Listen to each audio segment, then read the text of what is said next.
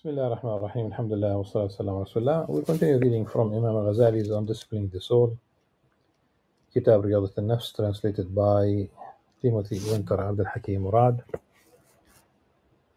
We are still reading from the chapter titled An Exposition of the Symptoms by which the diseases of the heart may be recognized, and the signs which indicate a return to health.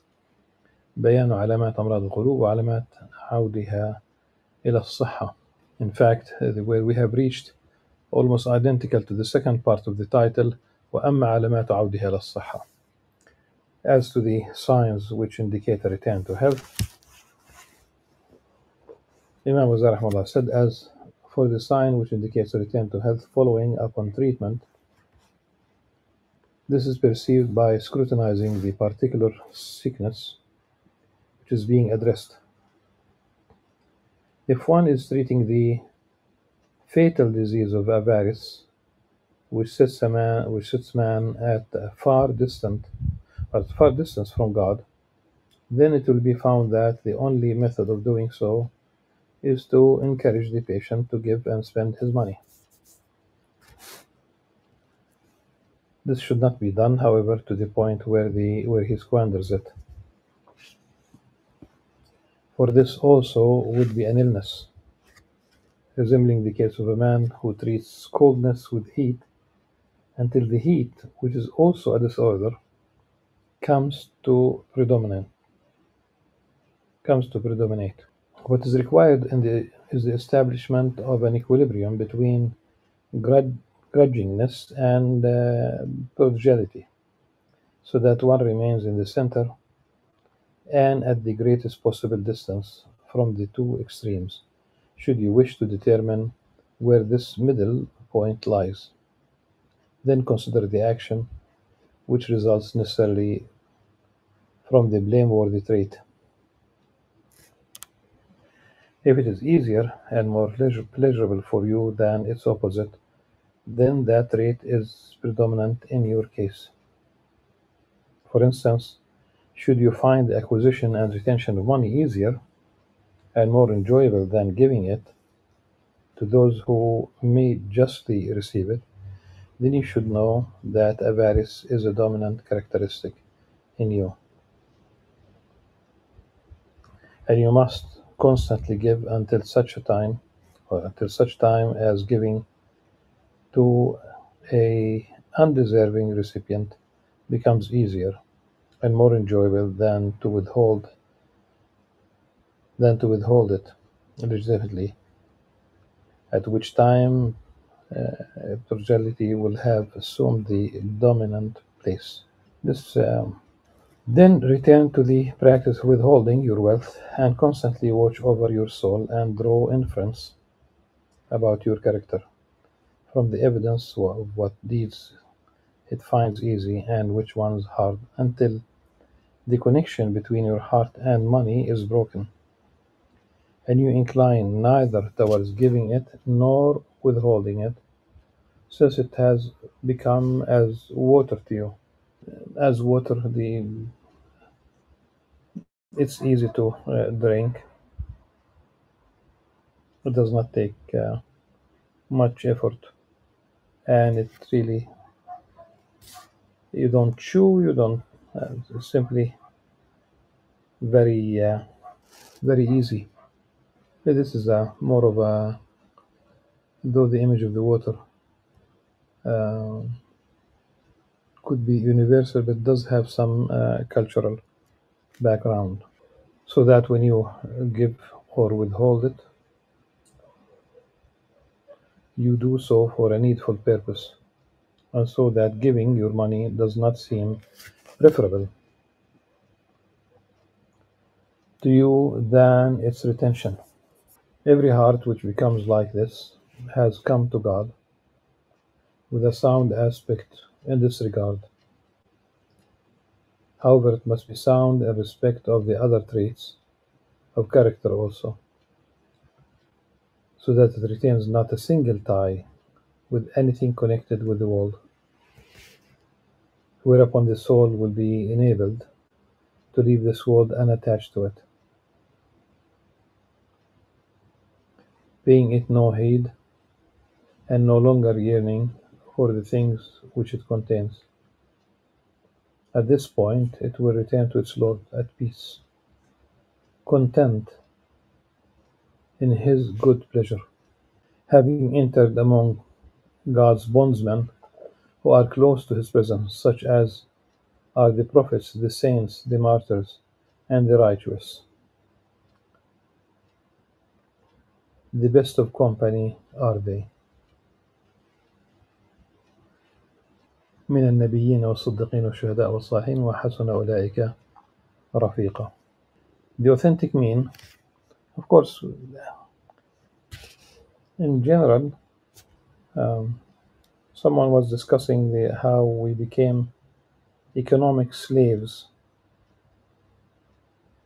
as if we don't see anything except the material dimension. And pretty much it's really the case. Fulfillment in the material world is a false thing. Happiness cannot be. You need to eliminate the sources of calamity, of misery, if it's really, especially when we talk about things that our human beings are responsible for. Remember when the angels exclaimed about the creation of the human being.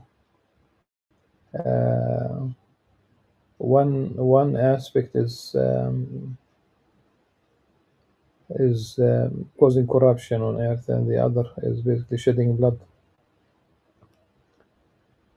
And what's this modern history, especially modern history?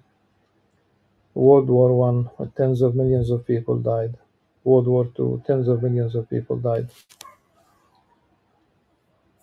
And the United Nations is not really doing its job. It's not United Nations. Few countries in the Security Council are dictating things, or preventing things from taking place, or preventing certain countries, or allowing certain countries to function above international law. And the almost 200 states in the General Assembly have no teeth. Their decisions really do not really make much difference.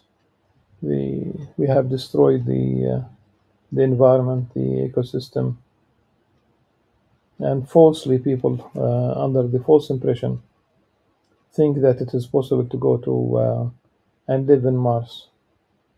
How many people will be able to go? Here we have simply destroyed the environment. The environment on Mars already, Mars is uninhabitable. Uninhabitable. You need to live indoors throughout your life if you make it. You cannot venture outside like naturally. You'll be always in a special suit. You'll be always covered. There is no atmosphere to cover you, and there is no. If they could send 8 people, if they could, then it's going to be one in a billion, because we have 8 billion people. Wars, famine, and definitely, I'm just looking at the genocide that is still taking place in the Gaza Strip, and how many countries and how many leaders are literally either ignoring it or paying lip service, or worse, supporting the fascist dictators. And then we talk about really Definitely we need to return to God, and definitely we need to change our behavior, and definitely we need to have all traits and no attachment. Uh, we have forgotten, and they have forgotten about the sanctity of life, but they have really resorted to what I call the Flintstone theology, Stone Age theology, justifying a genocide based on the story of the Amalek or the Joshua or whatever. But for the traits, this is something you cannot fix one trait and just think that this is it. And if one starts giving away money just simply to tame his soul, he would not be called generous at that moment. It has to be inculcated. The authentic mean between the two extremes is exceedingly obscure, being thinner than an hair and sharper than a sword. Assuredly, the man who keeps to the straight path, Sirat al-Mustaqim, in this world, shall cross the traverse, as-Sirat, in the next. Yet it is a rare thing for a man to be free of all deviation from this straight path, by which I refer to the mean, in parentheses, and any inclination either to one side or to one side of it or the other, which thing would cause his heart to be attached to that side, and thereby to suffer chastisement of some sort by passing through hell,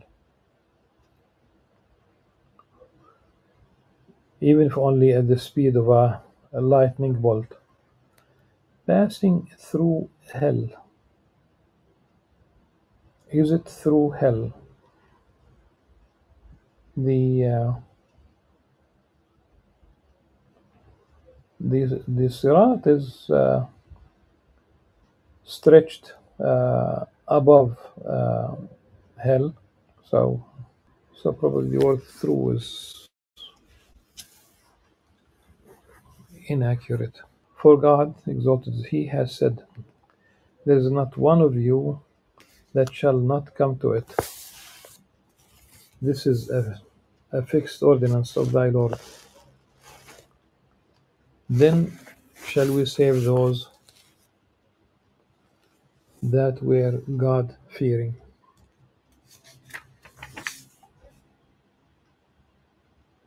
وإن منكم إلا واردها كان على ربك حتما مقضيا ثم ننجي الذين اتقوا.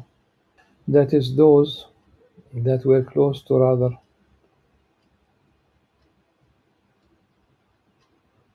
than distant from the straight path. It is because of the difficulty of preserving um, rectitude, istiqamah, that every one of God's bondsmen is required to pray, "Guide us to the straight path," 17 times a day, each day. The recitation of the opening surah being an obligatory part of every rak'ah. The 17 are obviously two, at least this is the minimum, two in the morning, the dawn prayer, four in the noon prayer, four in the afternoon, three in the evening, and four at night. اهدنا الصراط المستقيم. It is related that a man once saw the emissary of God sallallahu alaihi wasallam in a dream. "O emissary of God," he said, "why did you declare that Hud had turned your hair gray?" And he replied, sallallahu alaihi wasallam, "Because of the statement of God, exalted is He, Practice rectitude as you have been commanded. فاستقم كما أمرت. Thus the treading of the straight path with due rectitude is something extremely obscure. Nevertheless, the bondsman, should he be unable to do this properly, must at least strive to keep in its vicinity. Whosoever wishes for salvation can only win it by means of righteous acts, which proceed slowly from good traits of character. Therefore, let every bondsman look to and reckon his attributes and qualities, and devote his energies to treating them one after the other. And we ask God, the generous, to render us among the devout. The Prophet ﷺ, simply as a comment, was with his companions, and he drew a line, and he drew other, like in the sand, in the earth, and he parallel to that line, and that would be the one in the middle uh, would is the straight path, and the other ones are uh, other paths, other ways, other they are deviations from the straight path. So when he drew the line in his hand, he said, "هذا سبيل الله مستقيما." Then Ibn Mas'ud, who narrated this hadith, Allah said that then he made um, a line to its right and a line to its left, and he said, هذه السبل ليس منها سبيل إلا عليه شيطان يدعو إليه. These paths, the other ones, to the right, to the left, each one has a devil calling for it. Then the Prophet ﷺ recited, وأن هذا صراطي مستقيما فاتبعوه ولا تتبعوا السبل فتفرق بكم عن سبيله. Verily, this is my straight path, so follow it, and do not follow the other paths, meaning the deviant paths that will take you away from his path, from the straight path. The straight path is Islam. The other paths, it depends on the time of, for example, in today the other paths. You have the anything that is un-Islamic, but some are. It could be atheism, and I think this is really one of the serious challenges nowadays.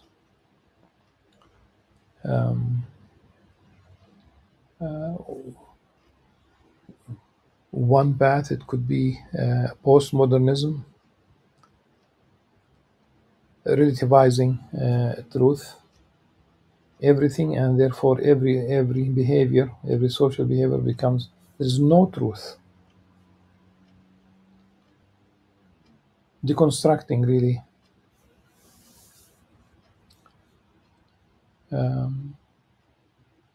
and rejecting the idea that there is an absolute truth, relativizing things, and